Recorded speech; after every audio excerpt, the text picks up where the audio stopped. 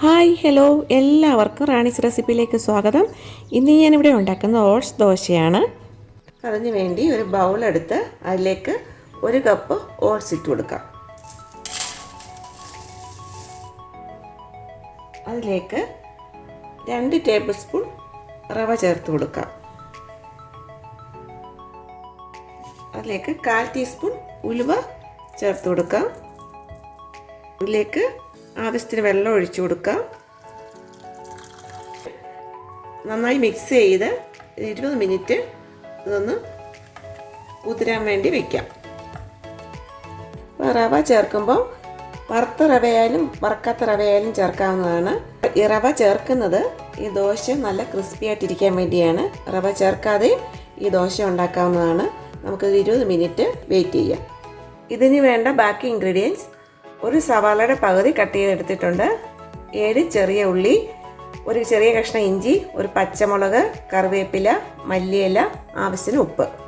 നമുക്ക് ആദ്യം ദോശ ബാറ്റർ റെഡിയാക്കാം. ഒരു മിക്സിയുടെ ജാറെടുത്ത് അതിലേക്ക് സവാള ഇട്ട് കൊടുക്കാം, ചെറിയ ഉള്ളി ഇട്ട് കൊടുക്കാം, പച്ചമുളക് ഇട്ട് കൊടുക്കാം, കറിവേപ്പില ഇട്ട് കൊടുക്കാം. ഇതിലേക്ക് കുതിർത്ത് വെച്ചേക്കുന്ന ഓട്സ്, റവ, ഉലുവ ചേർത്ത് കൊടുക്കാം. ആവശ്യത്തിന് ഉപ്പിട്ട് കൊടുക്കാം.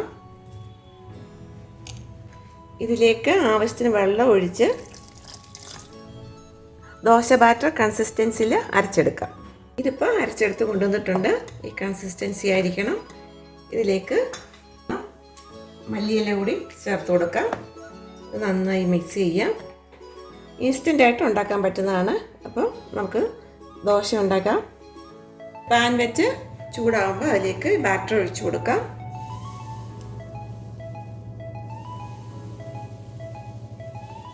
നന്നായി നൈസായിട്ട് ഇങ്ങനെ പരത്തിയെടുക്കാം.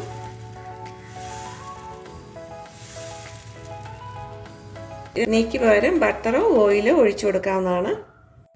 ഇതിലേക്ക് കുറച്ച് നെയ്യ് ഇട്ട് കൊടുക്കാം. ഇതിപ്പോൾ നല്ല ക്രിസ്പി ആയിട്ടുണ്ട്. നമുക്ക് തിരിച്ചിട്ട് കൊടുക്കാം.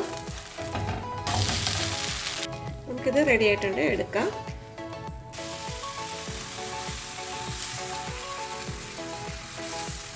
ഈ ബാറ്ററിലേക്ക് ക്യാരറ്റ് ഗ്രേറ്റ് ചെയ്തത്, മുരിങ്ങയിലൊക്കെ ഇട്ട് ദോശ ഉണ്ടാക്കാവുന്നതാണ്. ഇത് തിരിച്ചിട്ട് കൊടുക്കാം. ക്രിസ്പി ആയിട്ടുള്ള ഹെൽത്തി ആയിട്ടുള്ള ഓട്സ് ദോശ ഇവിടെ റെഡി ആയിട്ടുണ്ട്.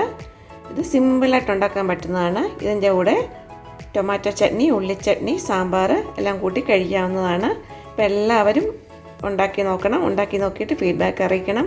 എല്ലാവർക്കും ഇഷ്ടപ്പെട്ട ലൈക്ക് ചെയ്യണം, ഷെയർ ചെയ്യണം, സബ്സ്ക്രൈബ് ചെയ്യണം. അടുത്ത നല്ല റെസിപ്പി ആയിട്ട് കാണാം. ബൈ.